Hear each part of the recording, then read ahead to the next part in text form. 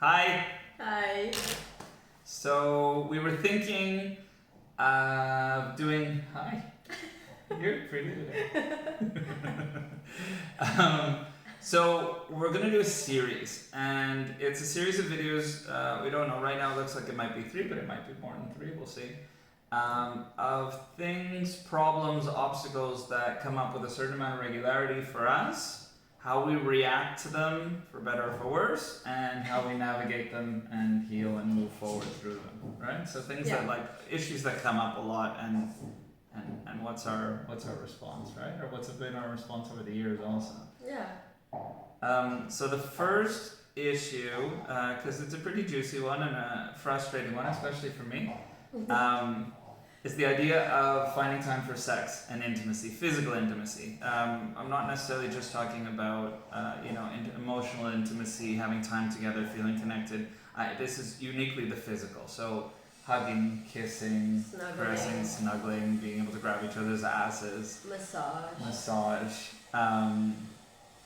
And what does that look like when you have kids and work and stress, and sometimes, unfortunately, especially when newborns, have to either give it up or schedule it? So you want to start? Yeah.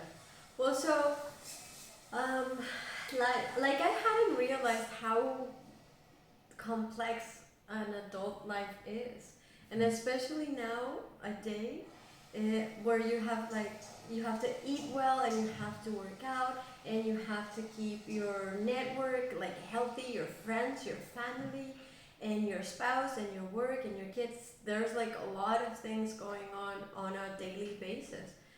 So also as an introvert, when in the mornings, since so we decided that our kids were going to stay with us until they were 18 months old. We have a co-sleep arrangement, so it's like we built a crib that's an extension of the bed. But I'm not even talking about that. Not going to school until they were one okay, and a half sorry. years old. I thought you were talking about, but also as well. Yeah. It hasn't been 18 months. It's been like 870 months that they're in the bedroom. Yes, that would be an accurate number. So, ever since might be an exaggeration. Ever since they started going to school, I want to catch up with life, right? Almost so in the mornings, what tends to come from me is that I want to be productive, right? I want to write, I want to work out, I want to create, I want to do things. And that's the time. And why what? And Mike usually wants, that's when Mike would want sex, in the mornings. And it's because we've got our energy, and then exactly. you end up taking that energy and putting it into a workout. That's right. And then I cry. And at night, I may still have some energy, but what I tend to want to do is alone time, because I'm already exhausted from an entire day of being with the girls. And we spend a lot of time together. We both work from home, so we are fairly together, a lot of the time. So although very often in kind of busy, stressful scenarios. Yes. We're rarely together in relaxing levity. Yes. So also I've been breastfeeding for almost 7 years now. With 1 year break. So that also kind of, for me, decreases. We have a 6-year-old and a 2-year-old. Right. So, it's my body has gone through so many changes, and the way that my kids need my body to show up, and how they still cling to it, touch it, caress it, my body is still so vital in their well-being that sometimes I just want it to be mine and not be touched and not be, But also I've noticed that if I allow myself to continue on that path of I'm just tired, oh, the kids, oh, the breastfeeding, all the stuff that I've just been talking about, increasingly I'm colder and colder, and I want less and less of intimate physicality. So I started like as an exercise doing the opposite and being like, okay, so maybe I'm not fully there, but I'm going to commit myself to it anyways. So I'll ask Mike to like meet me in the bedroom or whatever it is. And I've noticed that the more and more we do it, the more and more I want to. Mm. So actually, as a Yeah, it's been crazy. It's I've been crazy on spoken- this side, actually, that like, in a different video, I spoke about a different New Year's resolution. This is another one that I have. It may sound crazy, we haven't achieved it, but it's having an average of 10 times a week sex. Because I wholeheartedly believe that there's something so sacred and fun about desire and about desiring your partner.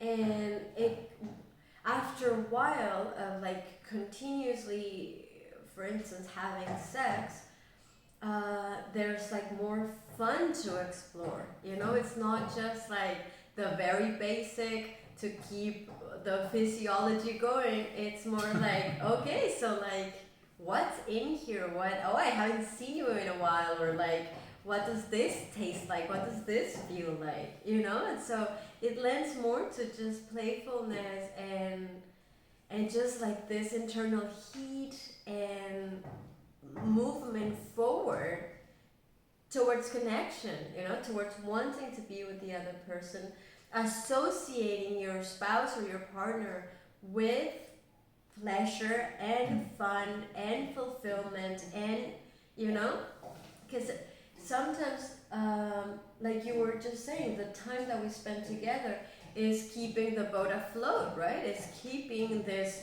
company, this family, this household surviving and thriving.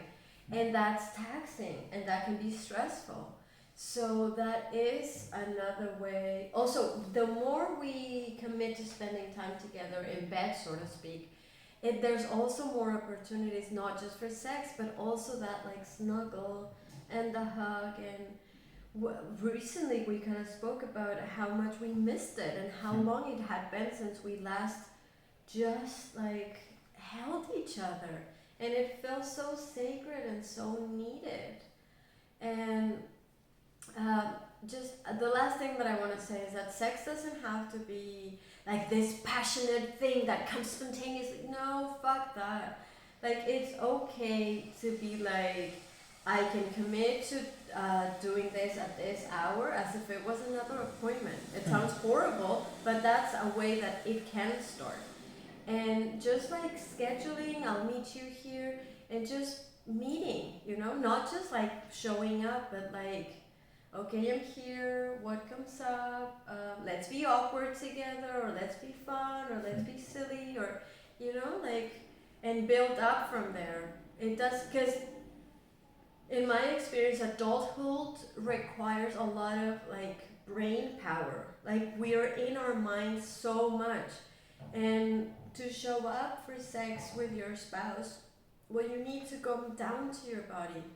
And so, like, let's have grace and allow ourselves some time to do the transition. You know, it might not be smooth or like super casual, but it can happen if we allow it. And so this is my personal invitation for all of you guys to allow it. Alright, so I wanted to mention a couple of things. It's interesting that you're talking about coming down like from here. I've started to pay attention to this too, like especially when we're in conflict, like it's almost like we're moving our whole bodies like on a like somatic level from our heads. Like you can see like it's and then when we're kind of like embodying our bodies and come down into it, like our feelings and our bodies, we move differently. And a lot of times when we have tension or stress, we'll want to have intimacy and it'll come up first, and then we'll talk about it, or we'll talk about it after, but usually before, and then the intimacy is even more rich, right? And so one of the things I want to say is when we have more sex, we fight less. There's no question, for the most part. I know there's some exceptions, but it's like we're more synced. We're more kind of like, I guess, seeing each other as friendly, right? And we're in a more sacred space, no? yeah, we're more connected. We're more joined. Like we're more, but in like a healthy way, not in like a codependent way, in like on the same team, partnered. You know. The other thing I wanted to say, and it's been really hard for me to schedule sex. And like you said, like we had certain periods where like it would be colder, and I think like I would want a lot more contact, or you'd be tired, and then like as you kind of started also exploring it, and then you want a lot like hallelujah. And it's really hard to be like, okay, I'm gonna turn on physically in this moment, like literally be turned on, and also turn on my connection, especially when we're like in our stuff. And what we learned, right, is sometimes it requires like there's a work element.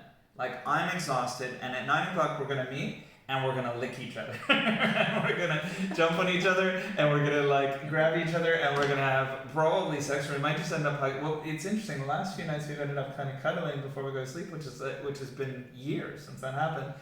But it's been nice. Like it's just like these moments. It's just like a little moment of like, hey, I'm here, and we love each other, and okay, you can go to sleep. And it's a really nice way for me. It's a really nice way of ending the day. It's like most couples, as I'm sure most of you know, if you're together long enough, it's very rare that a couple spoons at night. Usually there might be some cuddling, and then everybody each person to their side, right? And anyway, so to finish the idea, it's hard. But what I have found is when we schedule it and we made the effort, like times when the baby had a lot more needs, or sick, or our life was just really busy, it made a huge difference that we were able to just show up and say, you know what, this is a priority, even if it's like 10 minutes or 15 minutes, and we're looking and making sure that no other kid is waking up, and that there's not like a dog barking. And we've had a couple that they were just ridiculous. And then we also had a couple where like we took too long before we got together, and we like literally ravaged each other. Like if something would happen, we'd like brush up against it, and we'd be like, like it's some of the best sex we've ever had. But it was like, I was like, oh, we waited too many days. It's been 6 days or 10 days or whatever. And so my suggestion, right, my advice for sure is it may have to be structured sometimes, especially if you're really busy. It's gonna have to be scheduled, like literally, like in your Google Calendar. This is our romantic time, and that doesn't mean that you can't be romantic about it, and it doesn't mean you can't be really wonderfully intimate together. It's just an effort, and it's just like, okay, this is so clunky. It's like when people are trying to have babies, and they're like, oh, we have to hook up, we have to hook up, we have to hook up. When I'm like ovulating, and it's like, you know what? You can still have that be really sweet. Even if it's scheduled, because it's just in your head. It's just nonsense in your head. Like, oh no, no, you can. It takes you 30 seconds to switch your headspace and just get to somewhere where you're like, oh, this is a person I really like being with, and holding and touching and smelling and kissing. And it's just a matter of perspective. Like it doesn't have to be an appointment. It can be just the effort to actually put time aside for that. I like the mornings though. Like we only have a few mornings a week that it's just us in the house, and so because we have people that are here that are working, and the girls are at school only during the week, and like those usually it's also our power time to like create things, to work, to do sort of stuff. I mean, I'm just started doing my workouts and exercise before everybody gets up anyway, so it's like I pushed it out. But in your case, it's usually after. But in the morning, it's like there's energy in the morning. It's more like it's friskier, it's newer. It's like after you have a coffee or something. It's like that's some juicy energy, So I enjoy that when it's possible. And also it's less of an effort. I mean, you got to schedule it sometimes, but it's less of an effort to be able to find the energy than it is at night, right? But at night everybody's asleep usually, and you can do it. Is that it? I think so. Yeah. Yeah. All right. Have a good day. Ciao. Bye.